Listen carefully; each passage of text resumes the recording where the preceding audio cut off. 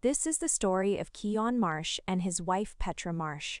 They had built their life the way most people build lives, gradually with the kind of quiet intention that looks like love from the outside and feels like habit from the inside. Keon had married Petra because she made the world feel organized, and she had married him because he made her feel chosen. For 11 years, those two things had been enough. But a marriage built on complementary needs rather than shared hunger has a particular vulnerability. The moment one person's need shifts, the architecture begins to show its seams. What would unravel them was not an affair, not a lie of the dramatic kind. It was a photograph, a caption, and the way two children pressed their faces to a window and understood, without anyone explaining it, that they had been left out of the frame on purpose. The morning it started was a Tuesday in late August, which meant nothing at the time. Keon was standing at the kitchen counter eating cereal he didn't particularly want, watching his daughter arrange her toast in a spiral pattern on her plate. She was 7 and committed to geometry in a way that was either artistic or anxious. He had never quite decided which. His son Ellis, 10, was already on his tablet, headphones around his neck but not on his ears. That particular posture of children who want to seem disengaged but are actually listening to everything. Petra was getting ready upstairs. He could hear the specific rhythm of her morning, the third drawer opening twice because it stuck, the particular silence that meant she was applying mascara. After 11 years, he knew her sounds better than she probably knew he did. "Dad," Maren said, without looking up from her spiral, "is Aunt Seraphine nice?" Keon set down his spoon. "Why do you ask that? Ellis said she's not that nice." "I said she's complicated," Ellis corrected, in the tone of someone who had used that word recently and was proud of it. Keon looked at his son. "Where did you hear that word used that way?" Ellis shrugged, which meant he'd heard Petra say it. Seraphine was Keon's younger sister by 4 years, and the relationship between the two women operated on a frequency he could hear but not quite decode. Surface warmth, careful compliments, the particular generosity the people perform when they have silently decided not to compete. Seraphine was single, childless by choice, and worked in marketing, which meant she was very good at presenting things. Her Instagram had 40,000 followers. She posted sunsets and restaurant tables and her own face with the lighting always somehow perfect. Keon and Petra's life was not Instagrammable. It was school pickups and grocery lists and the slow accumulation of small decisions. It was good, mostly. It was solid. The hairline crack, though he wouldn't think to call it that until later, was something like this. Petra had started spending Friday evenings with Seraphine. Not every Friday, but enough that Keon had begun to notice the specific quality of her mood when she came home from those nights. Lighter, younger somehow. She'd come in smelling of a bar he'd never been to and tell him about things Seraphine said, laughing at punchlines he couldn't quite reconstruct, and he would nod and feel, for reasons he couldn't entirely justify, like someone standing outside a window. He hadn't said anything. There was nothing to say. His wife was allowed to have a social life. His sister was allowed to be charming. These were not accusations. That evening, after the kids were asleep, he and Petra sat on the back porch with drinks neither of them really needed. The neighborhood was quiet. Someone 3 houses down was running a sprinkler. "Seraphine's thinking about a weekend trip," Petra said. "To the lake house her friend rents out." "When?" "Columbus Day weekend." He calculated. "That's the weekend of Ellis's tournament." "I know." A pause. "She said it would be more of an adults thing." Keon looked at her. She was looking at the yard. Her expression was not evasive, exactly. It was more like someone who has already worked through a conversation in their head and is now delivering only the conclusion. "So, a girls' trip?" he said. "Sort of. She mentioned a few of her friends might come. Some couples." "Couples. Her friend Daniel. His girlfriend. Maybe 1 or 2 others."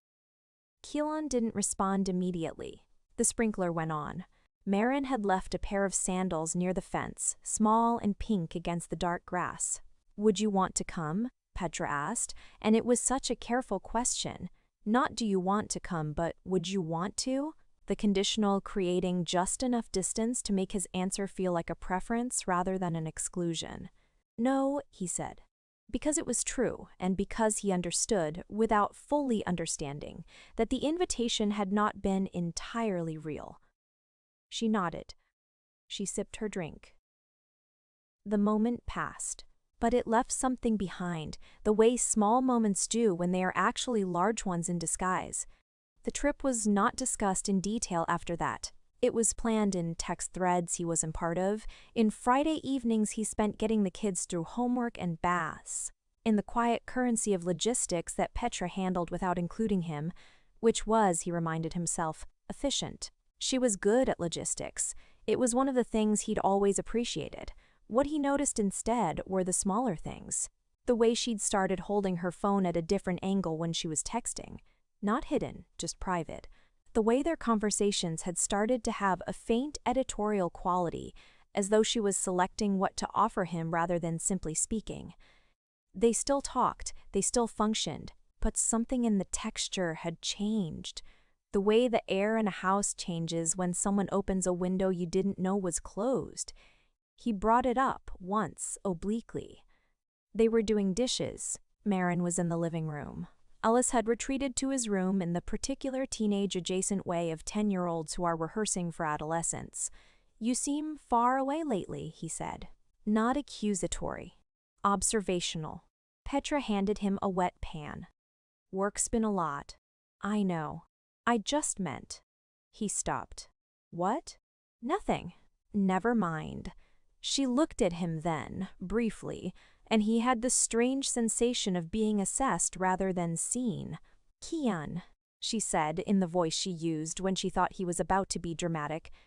"I'm fine. We're fine." He nodded.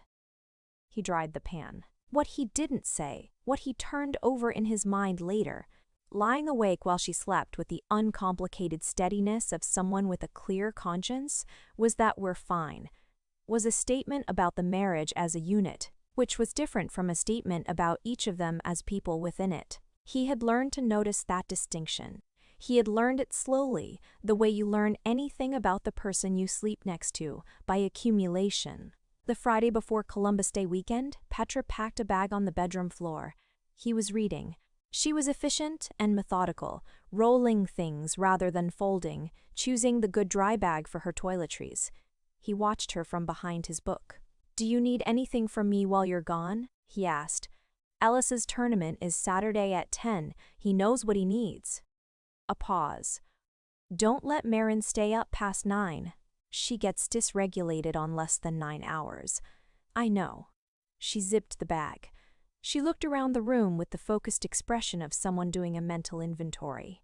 Then she looked at him and her expression softened. Just slightly, and she came over and kissed him on the forehead. Not the mouth, the forehead, and said, "I'll text you when we get there." He said okay. The room was quiet after she left it. That night, after the kids were in bed, he was scrolling without intention when he felt the small dopamine pulse of a notification. Seraphine had posted a story. The image was a golden hour shot of a lake, the kind of light that makes ordinary things look chosen. She had written, "Adults-only family vacation. No sticky hands allowed." He smiled at it reflexively. It was the kind of thing Seraphine posted, wry and self-aware. He was about to close the app when he saw in the left corner of the image, slightly out of focus but unmistakable, the living room window of their house. And in that window, soft with distance and window glass, 2 small faces. Marin. Ellis. Watching the car pull away, he set his phone down on his chest. The ceiling was the same ceiling it had always been. He thought about Ellis saying she's complicated in the voice he'd borrowed from his mother. He thought about the conditional invitation, "Would you want to come?" and understood now that it had been a performance of inclusion that was actually its opposite. He thought about his children's faces in a corner of a photograph that was supposed to be about adults having fun without them, their smallness used as a backdrop, their presence an ironic footnote to an image his sister had decided to make public. He picked up his phone again. He looked at the image for a long time. He did not like it, or comment, or share. He turned off the light. He stared at the darkened screen of his phone for a moment, and then, quietly and to no one, said, "I don't know. Maybe like this story, or subscribe or something." The ceiling offered nothing back. He put the phone on the nightstand. He closed his eyes. Petra came home Sunday afternoon with color in her cheeks and a residual ease in her posture that Quion recognized as the specific lightness of someone who has been, for a few days, only themselves. The kids were glad to see her. Ellis told her about his tournament with the compressed but essential delivery of a boy who has been waiting to tell someone something. Marin climbed into her lap immediately, as though claiming territory. Petra held her and listened to Ellis and laughed at the right moments, and for an hour the house was full in the ordinary good way. Killian waited. After dinner, after the kids were settled, after the particular domestic choreography of Sunday night had wound down, he found her in the kitchen refilling her water glass. "Can I show you something?" he said. She turned, read his face. "What?" He handed her his phone. He had screenshotted the story before it expired. That small, deliberate act he hadn't let himself examine too closely. She looked at it. He watched her. She looked for longer than he expected. "Seraphine posted this," he said, not a question. "Yes, you can see their faces." A pause. "They're blurry." "Petra?" She set the phone on the counter. Her expression was not guilty exactly. It was more complicated than that. It was the expression of someone who is deciding how to explain something they already know cannot be fully explained. "It was a casual trip," she said. Seraphine was it was her sense of humor, the caption. The caption was about not bringing kids. And our kids are in the picture. They're barely visible. They saw you leave. He said it quietly. Ellis showed Marin the post. He recognized the window. He recognized himself. She was quiet. "He asked me," Kiyoung continued, "why Aunt Seraphine thought it was funny that they got left behind." Petra pressed her fingers against the edge of the counter. "I didn't know she was going to post it." "But you knew they were watching." It wasn't an accusation. He'd specifically not shaped it as one. It was a simple statement of fact, offered into the space between them, and what she did with it would tell him something important. She looked at him. Her eyes were tired, and he thought, not for the first time, that she was carrying something she hadn't told him about, and that it had been growing heavier for a while. "I didn't think they'd," she started. "They're kids," he said. "They notice everything. Keelan, I'm not apologizing for going on a trip. I'm not asking you to. Then what are you asking?" He considered the question. Outside, a car passed slowly. The refrigerator made its low tidal hum. "I'm asking if this is what things are now," he said. "You and Seraphine, and that version of your life, and me and the kids somewhere in the background." She looked at him for a long moment. Her expression shifted through several things, and he watched them without trying to label any of them. "I don't think that's fair," she said finally. "Probably not," he agreed. "But it's what I'm feeling." She didn't say anything to that. She picked up her water glass. She walked past him to the bedroom, and her footsteps on the stairs were measured and careful, the footsteps of someone holding something very still. He stayed in the kitchen for a while. He thought about Ellis at the window and the way understanding works in children, not as a dramatic revelation, but as a slow, quiet absorption, a fact that settles into the body before the mind finds words for it. He thought about his son learning to call things complicated. He thought that what he had lost, standing in that kitchen, was not confidence in his marriage, but confidence in a particular story he had been telling himself about it. By November, the house had achieved a kind of functional equilibrium that was almost indistinguishable from normalcy. Petra made lunches and attended Ellis's soccer games and helped Marin with a school project on local ecosystems that involved glitter and became a source of low-grade household chaos. She was present, attentive, competent. She and Kewen were polite. They were kind, even. They had the kind of warmth that long-coupled people develop to fill the space where urgency used to be. What they did not have was the conversation they had started in the kitchen. Petra Kulon understood, had decided to interpret his silence after that night as resolution rather than withdrawal.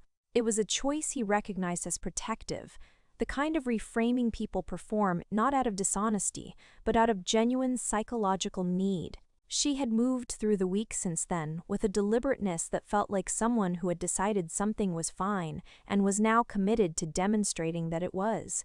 She had also, he noticed, slightly reduced her Friday evenings with Seraphine. This was offered to him, he thought, as a gesture, proof of account, and he appreciated it while also understanding that it answered a question he hadn't quite asked.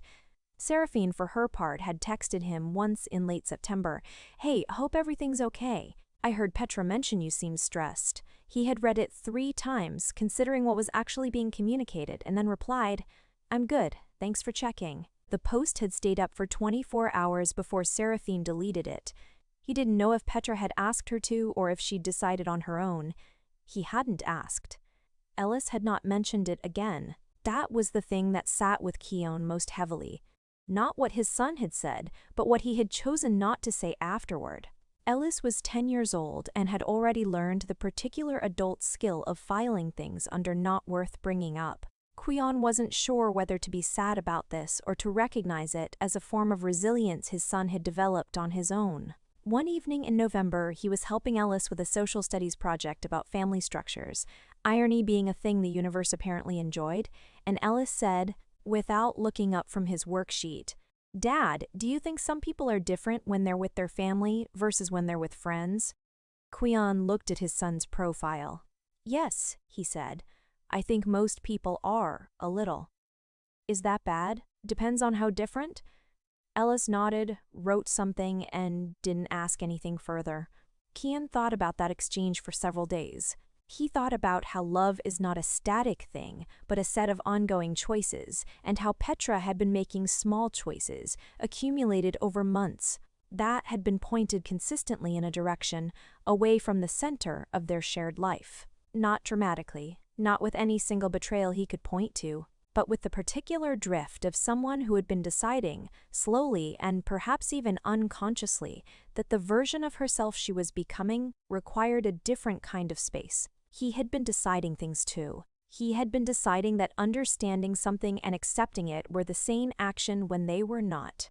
He had been deciding that his children's equilibrium was sufficient evidence that his own was fine.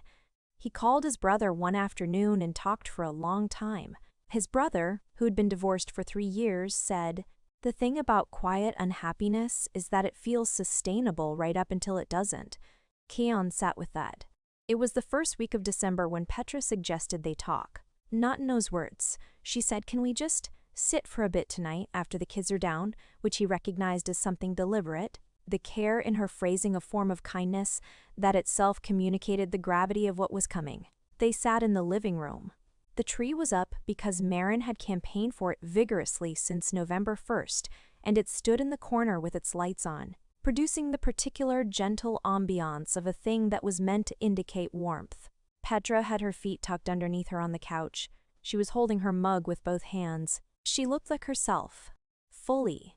Not the lighter, younger version that came home from Friday evenings, not the efficient morning version with her 3rd drawer and her mascara, just herself, tired and specific and real. "I think we've been pretending," she said. He nodded. "Not maliciously," she added, and he appreciated that. "No," he said. "Not maliciously." She looked at the tree. "I don't know when it started. I've been trying to figure out the exact moment, but I don't think there is one." "There isn't," he agreed. "It was a lot of small moments." She pressed her lips together. "I'm not happy." The tree lights blinked softly in a slow, automatic pulse. "I know," he said. "That's not." She stopped, started again. "I don't mean because of you specifically. I mean I haven't been happy with myself, and I've been looking for places to put that, and I found a few. And I think it wasn't fair." He was quiet for a moment. "The picture," he said. She winced, the particular wince of someone who has been hoping a specific thing would not be named. "I didn't ask her to post it," she said, "but I knew she was taking pictures." "And I didn't." She stopped. "You didn't think about what it would look like to them." No, she admitted, I didn't. He thought about Marin's spiral toast. He thought about Ellis using the word complicated in his borrowed adult voice. He thought about two faces at a window, visible in the corner of a photograph that was supposed to be about freedom.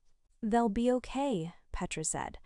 And it was such a careful hope, offered not as fact, but as the thing she most needed to believe. They'll carry it, he said. The way kids carry things, quietly. She looked at him then, and for a moment her face was completely open.